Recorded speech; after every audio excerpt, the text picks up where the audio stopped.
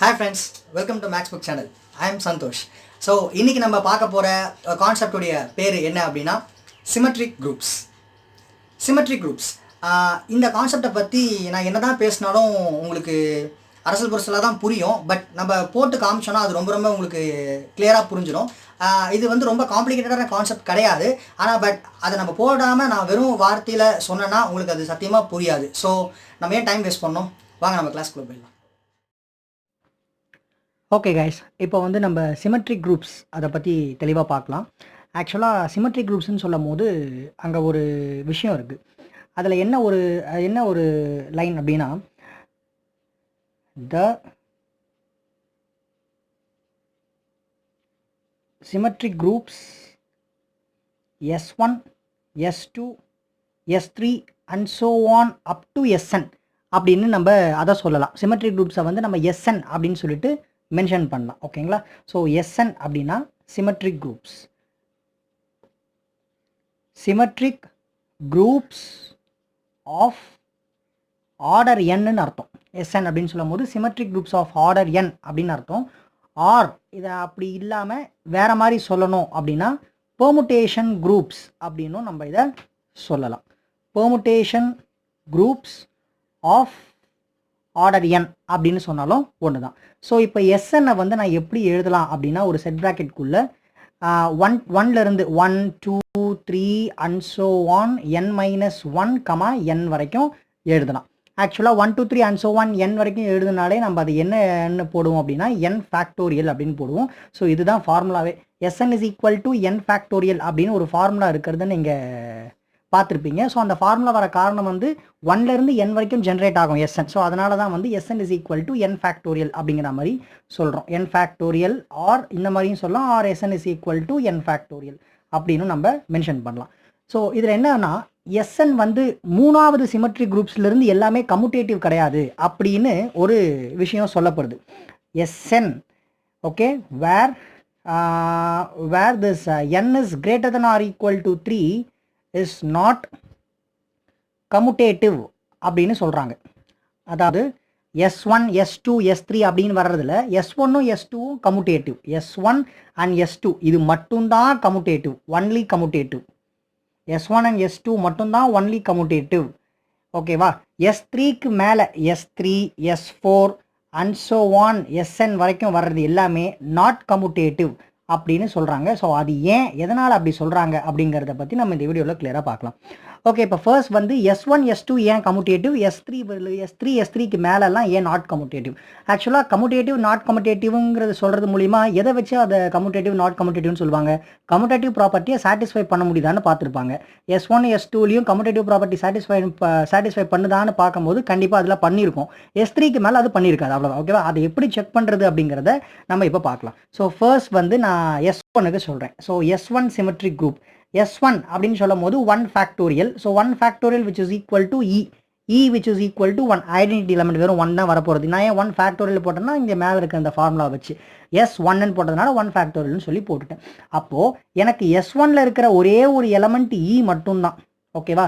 இதில் நான் என்ன கம்யூட்டேட்டிவ் செக் பண்ணுறது, அப்படியே நான் இந்த ஐடென்டிட்டி எலமெண்ட்டில் கம்யூட்டேட்டிவ் செக் பண்ணாலும் கண்டிப்பாக அது ஈக்குவலாக தான் வரும். ஏன்னா கம்யூட்டேட்டிவ் வந்து ஆல்வேஸ் ட்ரூ இன் ஐடென்டிட்டி இல்லையா. 1 1 0 இல்லை 1 1 0 எது வந்தாலுமே அது ஈக்குவல் தான். ஸோ அதனால் S1 வந்து கம்யூட்டேட்டிவ். இதில் வந்து நம்ம புரிய வைக்கிறதுக்கு ஒன்றுமே இல்லை, இது ஆல்ரெடி கம்யூட்டேட்டிவ், பார்த்தாலே ஆப்வியஸாக தெரியுது. ஓகேங்களா? ஸோ S1 வந்து கம்யூட்டேட்டிவ் அப்படின்னு நான் சொல்லிட்டேன். இப்போ அடுத்து நம்ம செக் பண்ண வேண்டியது S2 வந்து ஏன் கம்யூட்டேட்டிவ் சொல்கிறாங்க. ஓகே, ஸோ சிமிலர்லி அதே மாதிரி பாருங்கள். இப்போ S2 இஸ் ஈக்குவல் டு அப்படின்னு சொல்லும் போது 2 ஃபேக்டோரியல், ரைட்? ஸோ 2 ஃபேக்டோரியல் அப்படின்னு போட்டால் 2 × 1, 2ங்கிறது ஆன்சர். ஆக்சுவலாக இது ஆன்சர்னு இருக்கிறத விட எலமெண்ட்ஸ்ன்னு நீங்கள் எடுத்துக்கணும். அதாவது 2 எலமெண்ட்ஸ் இருக்கும்னு அர்த்தங்க. ஓகேங்களா? 2 S2ல் 2 எலமெண்ட்ஸ் இருக்கும் அப்படிங்கிறத தான் நம்ம இப்போ சொல்கிறேன். ஸோ இந்த 2 எலமெண்ட்டை நான் S2ல் வந்து எழுதும் போது 1 ஓகே 1 அண்ட் ஓகே 1 2 1 2 இப்படின்னு எழுதிடுறேன். ஆக்சுவலாக நான் ஏன் இப்படி 2 எழுதுறேன் அப்படின்னா மேப்பிங் பண்ண போகிறேன். ஓகேங்களா? மேப்பிங் பண்ணி தான் நம்ம சிமெட்ரிக் குரூப்ஸை ப்ரொசீட் பண்ணணும். 2 எலமெண்ட் இருக்கும், அதில் ஒன்று 1 இன்னொன்று 2. ஓகேவா? இதில் மேப்பிங்காக நான் எப்படி போட்டிருக்கேன். ஸோ இந்த 2 எலமெண்ட் வந்து ஐடென்டிட்டியாக அதுக்கு ஸ்ட்ரெயிட்டான நம்பரோட மேப் ஆகலாம். ஓகேவா? இப்படி ஆகிறத வந்து நான் E அப்படின்னு மென்ஷன் பண்ணிக்கிறேன். அப்போ எனக்கு இது ஒரு டேர்ம், இது ஒரு எலமெண்ட், ஈங்கிறது ஒரு எலமெண்ட். ஓகேவா? அதே மாதிரி இங்கே இருக்கிற இந்த ரெண்டு மெம்பர் வந்து ஐடென்டிட்டியாக மேப் ஆனால் அதை நான் ஈன்னு எடுத்துட்டேன். ஐடென்டிட்டியாக தான் மேப் ஆகணும்னு அவசியம் கிடையாது இல்லையா, மாறி மாறி கூட மேப் ஆகலாம். ஸோ 1 வந்து 2க்கும் 2 வந்து 1க்கும் கூட மேப் ஆகலாம். இந்த மாதிரி மாறி மாறி மேப் ஆனால் அதுக்கு நான் இன்னொரு பேர் வைக்கிறேன், விச் இஸ் டவ். இதை நான் இன்னொரு எலமெண்ட்டாக எடுத்துக்கிறேன். இதுக்கு மேலே நம்ம இந்த S2ல எதையுமே ப்ரொசீட் பண்ண முடியாது. ஒன்று ஸ்ட்ரெயிட்டாக ஐடென்டிட்டியாக மேப் ஆகுறது, இன்னொன்று மாறி மாறி மேப் ஆகுறது. ஓகேவா? ஸோ ஈங்கிறது ஒரு எலமெண்ட்டு, டவுங்கிறது ஒரு எலமெண்ட். மொத்தம் எத்தனை எலமெண்ட்டு? 2 எலமெண்ட். அது கரெக்ட் தானே? ஏன்னா S2ல எத்தனை எலமெண்ட்ஸ் இருக்குன்னு சொன்னேன், ஆல்ரெடி 2 எலமெண்ட் இருக்குன்னு சொன்னேன். அதே மாதிரி 2 எலமெண்ட்ஸ் தான் வந்திருக்கு.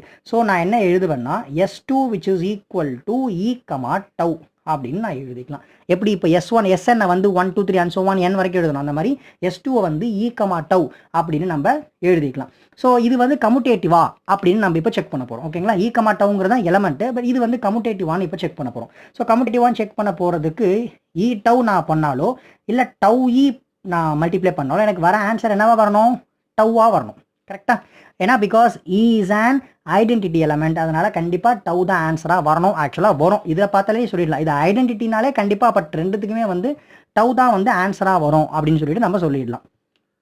ஸோ இப்போ வந்து நான் இப்போ E டவ் அப்படின்னு எடுக்கும் போது டவ் ஆஃப் 1 அப்படின்னு நான் இப்போ போட்டு செக் பண்ணிடுறேன். ஓகேங்களா? ஸோ நான் இந்த நம்பரை வந்து ஆர்பிட்டரியாக நான் கொடுக்குறேன் செக் பண்ணுறதுக்கு. இப்போ டவ் ஆஃப் 1 எதோடைய ஆன்சர் பாருங்கள், டவ்வில் பார்க்கணும். டவ் ஆஃப் 1ங்கிறப்ப இந்த டவ்வில் பார்க்கணும். ஸோ டவ்வில் 1 வந்து எங்கே போகுது? 2க்கு போகுது.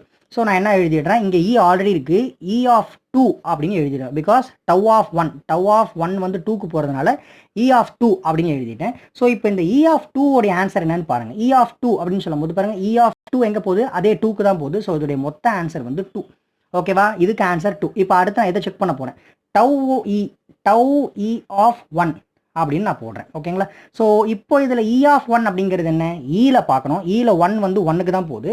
அதனால் டவ் ஆஃப் இந்த E ஆஃப் 1க்கு ஆன்சர் 1ங்கிறதுனால நான் 1 போட்டேன். இப்போ டவ் ஆஃப் 1, டவ்வில் 1 பாருங்கள் 2க்கு போகுது. ஸோ 2.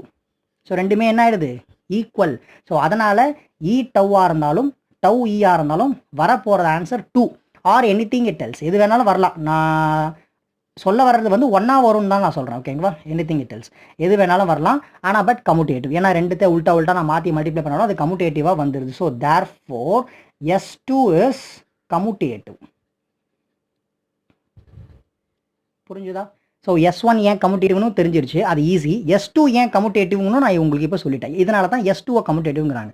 இப்போ அடுத்து ஒரு முக்கியமான விஷயம் எதை பற்றி பேச போகிறோம்? why S3 is not commutative, எதனால் S3 கம்யூட்டேட்டிவ் இல்லை. ஓகேங்களா? ஸோ அதை நம்ம இப்போ போடலாம். இப்போ S3 அப்படின்னு சொல்லும் போது எத்தனை எலமெண்ட்ஸ் வரும் நீங்களே கண்டிப்பாக சொல்லியிருப்பீங்க, யூகிச்சிருப்பீங்க. 3 ஃபேக்டோரியல்னு போடுவேன். அவசரப்பட்டு 3 எலமெண்ட் வரும்னு யோசிச்சிடாதீங்க. 3 வருமா? வராது. 3 ஃபேக்டோரியல். ஸோ 3 ஃபேக்டோரியல்னு சொல்லும் போது 3 into 2 into 1 which is 6 elements. So மொத்தமாக வந்து 6 எலமெண்ட்ஸ் வரும் இதில் S3ல. ஓகேங்களா? அது என்னென்னு பார்க்கலாம். ஸோ ஆக்சுவலாக 3 நம்பரை வச்சு தான் நான் விளையாட போகிறேன். ஓகேங்களா? 2 எலமெண்ட்டு, 2 நம்பரை வச்சு விளையாடி 2 எலமெண்ட், 3 நம்பரை வச்சு விளையாடி நான் மொத்தமாக எத்தனை எலமெண்ட்ஸ் கொண்டு வரணும்? 6 எலமெண்ட்ஸ் இப்போ இதில் வரப்போகுது. ஓகேவா? ஸோ இப்போ வந்து 1 2 3, அதே மாதிரி 1 2 3. ஸோ முதல்ல என்னுடைய ப்ரொசீஜர் எப்படின்னா, ஃபஸ்ட்டு நான் என்னுடைய ஆர்குமெண்ட் வந்து நான் ஐடென்டிட்டியிலேருந்து போகிறேன். ஸோ கண்டிப்பாக எல்லாமே ஐடென்டிட்டியாக இருக்கும் அப்படின்னு நான் சொல்கிறேன். ஓகேங்களா? 3மே ஸ்ட்ரெயிட்டாக மேப் ஆகிடும். 1க்கு 1, 2க்கு 2, 3க்கு 3. இந்த மாதிரி எல்லாமே ஸ்ட்ரெயிட்டாக ஐடென்டிட்டியாக மேப் ஆகிறதுக்கு நான் ஒரு பேர் வச்சிடுறேன், that is E. Okay?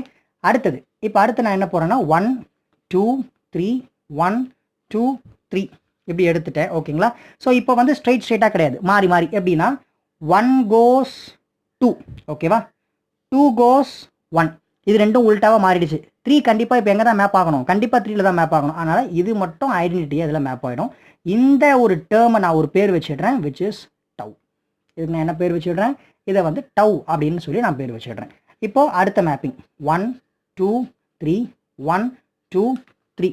So இப்போ இதில் பார்த்தோன்னா எப்படி 1 2 2 1 கிராஸ் பண்ணமோ அந்த மாதிரி 1ஐயும் 3யும் நான் இங்கே மேப் பண்ணுறேன். அதே மாதிரி 3யும் 1ஐயும் நான் மேப் பண்ணுறேன். இப்போ இதில் ஐடென்டிட்டி மேப்பிங்காக ஆக போகிறது 2. So 2 maps to 2. இந்த ஒரு டேர்மை ஒரு பேர், இது டவ். ஸோ இது டவ் ப்ரைம். ஆக்சுவலாக டவ் டேஷ் அப்படின்னு நம்ம சொல்லுவோம்ல. ஓகே, டவ் டேஷ் ப்ரைம் எல்லாம் ஒன்று தான். ஸோ டவ் ப்ரைம்னு நான் இதை பேர் வச்சிடுறேன். ஓகேவா? அண்ட் அடுத்தது 1 2 3 1 2 3. ஸோ இப்போ பார்த்தோன்னா 2 வந்து 3க்கு மேப் ஆகுது, அண்ட் 3 வந்து 2க்கு மேப் ஆகுது. 1 ஐடென்டிட்டியாக 1க்கே மேப் ஆகுது. இதுக்கு ஒரு பேர் வைக்கிறேன், டவ் இது டவு ப்ரைம், ஸோ இது டவு டபுள் ப்ரைம்.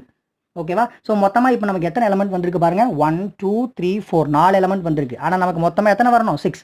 ஸோ பேலன்ஸ் இன்னும் நமக்கு 2 எலமெண்ட் இருக்குன்னு அர்த்தம். ஓகேங்களா?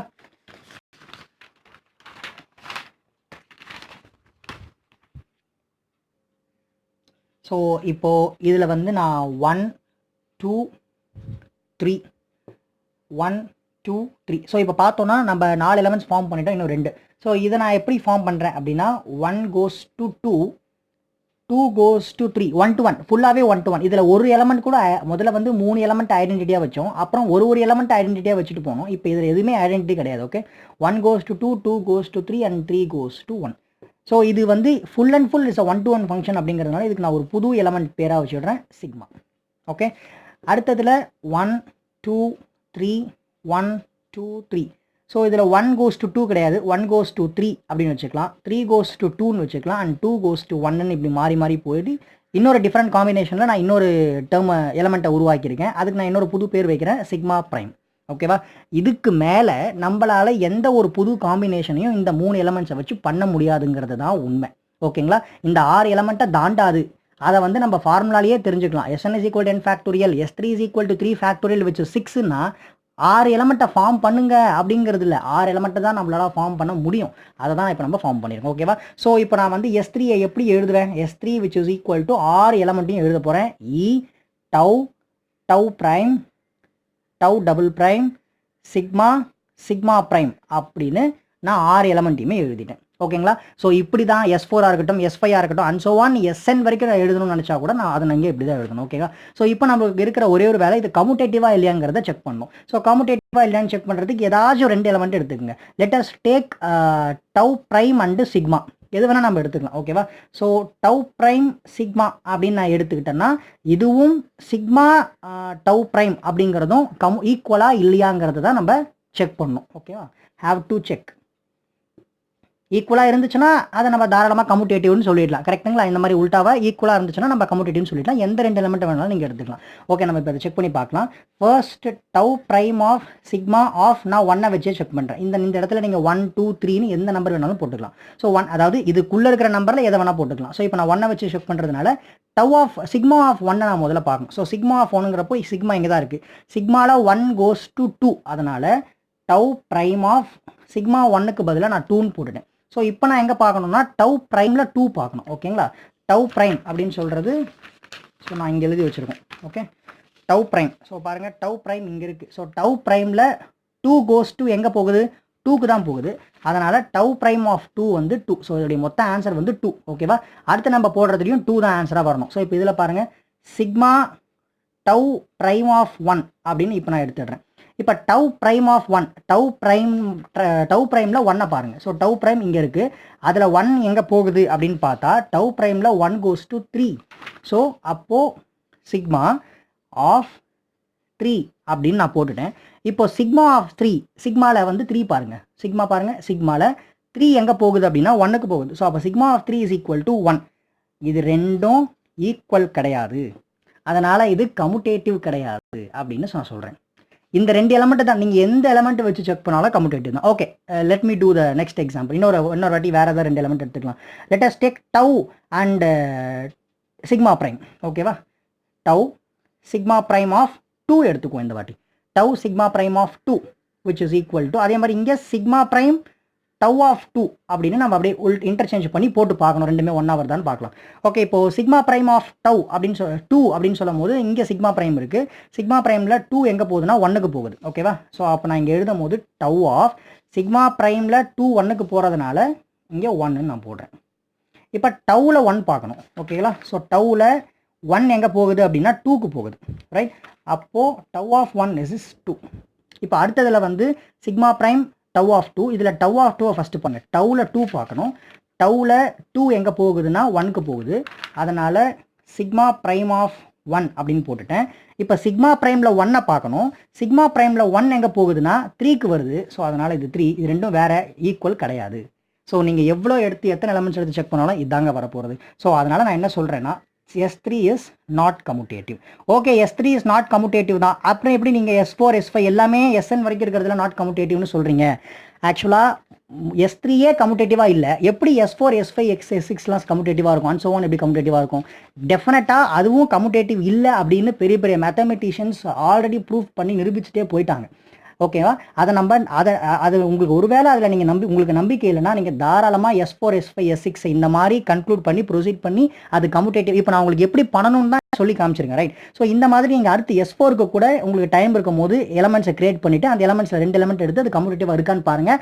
டெஃபினட்டாக அது கம்யூட்டேட்டிவாக இருக்காது. ஓகேவா? ஸோ அதனால தான் நம்ம என்ன சொல்கிறோம் அப்படின்னா S3க்கு மேலே okay S1 S2 only commutative, S3லிருந்து Sn வரைக்கும் இருக்கிறது எதுவுமே கம்யூட்டேட்டிவ் கிடையாது.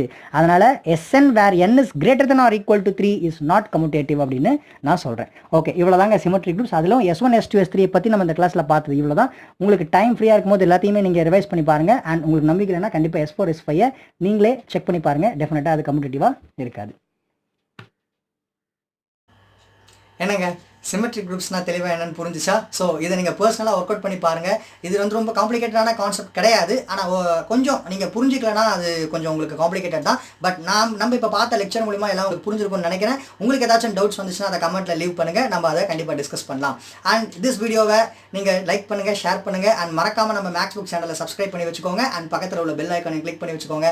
அப்போ தான் நான் அடுத்தடுத்து போடுற வீடியோட நோட்டிஃபிகேஷன்ஸ் உங்களுக்கு வரும். இதே மாதிரி ஒரு இன்ட்ரெஸ்டிங்கான கான்செப்டோட உங்களை நான் நெக்ஸ்ட் வீடியோவில் மீட் பண்ணுறேன். Until then signing off, Santhosh.